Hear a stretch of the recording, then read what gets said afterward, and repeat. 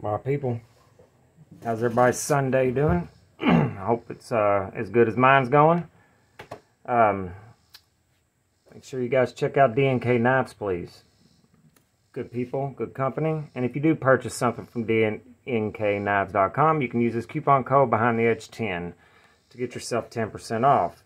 If you're in my neck of the woods, you can check out Green Valley Custom Knives. Information for both of those will be in the description. Also, if you would like to support the channel, there's a link to Patreon in the description, or you can join the My People channel membership.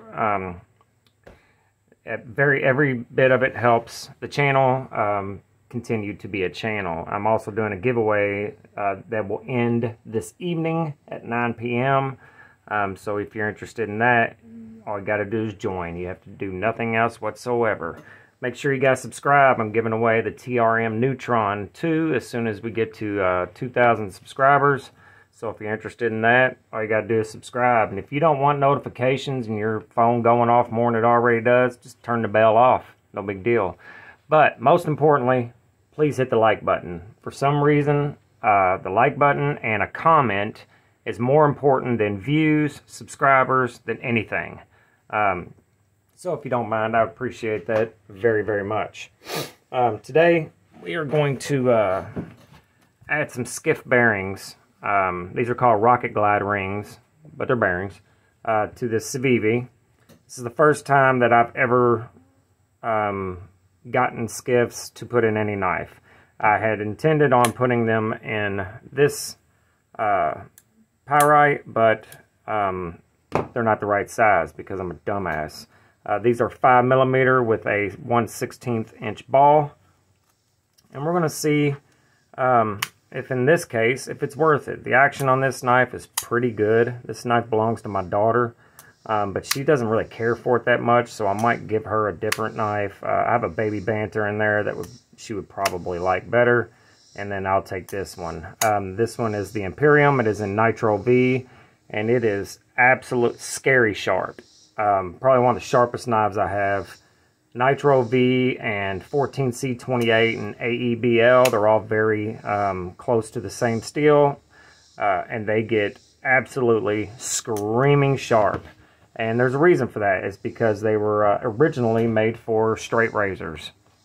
So they are tough, they're stainless, and they do a good job at getting a ridiculous edge. So I'm going to do this on camera. I'm going to get these out here. These have been used. These came off another knife that I no longer have. There's the info. Skiff. It's pretty cool. So I also want to know if this is actually worth it. Monetarily, they're only like 12 bucks, but you are adding $12 to a $45 knife, so it's, you know, a fifth of the value. But is it worth it for action, and is it make any difference as far as how solid it is? Because this is an 11 ball Skiff bearing. I doubt there's 11 ball bearings in here, and the more balls, the more bearings, the more surface contact there is with the races and the frame itself, or the liners in this case. So let's see if it's worth it. As usual, when you take something apart, you just want to get it cleaned up pretty good. So we will do that as well. We will use the Loctite stick on our pivot and anywhere else it's needed. We'll go ahead and also use the Gunny Glide to lubricate a little bit. You don't need a lot of lube with bearings, if any at all. I do it just out of habit. And it also sometimes makes it a little easier to clean. So this pivot is a captured pivot, so we only have to take it apart on one side. And Jesus Christ, it's in there. I don't know what it's doing. Oh, it came out the wrong fucking way for some reason. Well, that could be an issue. Hopefully that doesn't become an issue. Might have trouble getting that out on the other side there. I should have brought my other... Let me see if I have another T8 real quick, guys. Believe so. Oh, that's a T10. I don't have another T8 out here, I don't think.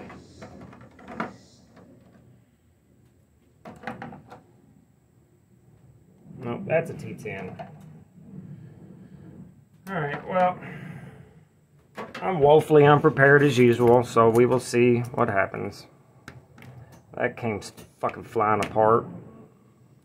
Typically, I do this very controlled and not dumb as fuck like I just did it, so I apologize for that.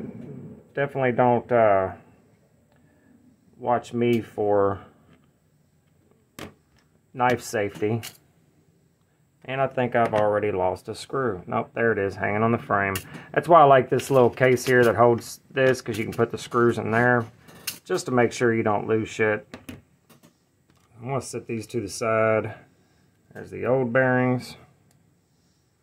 There's the stop pin. Put that there. Somehow I'm going to have to get this out eventually, but we're not going to worry about it today.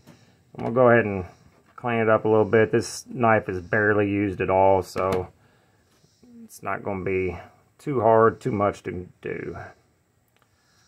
This knife does not have the races because it is a steel liner anyway, so that's a good thing. I'm going to put a little dab on the frame itself. I'm shaking because I've been drinking coffee all day. And also, I'm going to run a little bit on the bearings themselves. Not a lot. It will spread out just fine. I'm going to go ahead and put the blade back on for now. A little dab will do. Sorry if I'm kind of off frame there a little bit, but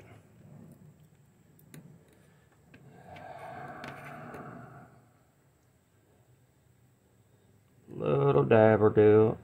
Alright. Now, since I took this apart like a dumbass, all backwards and stuff, and was not prepared with two things, this might be a pain in the butt. What the fuck is this? There's another stop pin. Or another pin for the lanyard, which I guess isn't that important because I don't use lanyards anyway.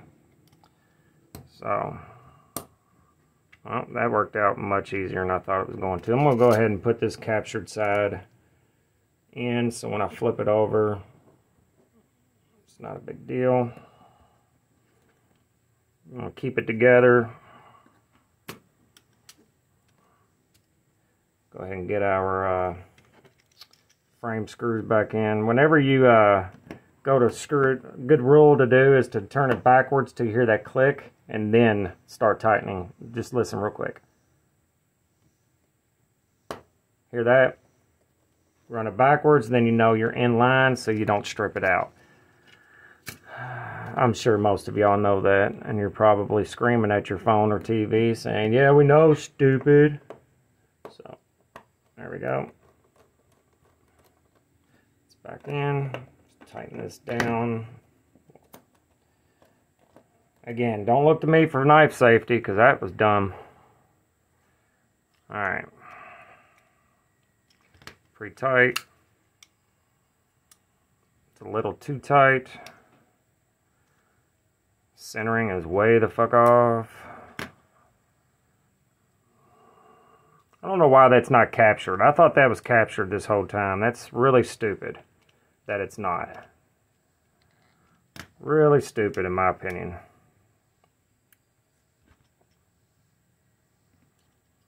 That means I may have to take this apart again and pull that. Yeah, for some reason this screw is attached to the center part of the pivot and doesn't want to let go.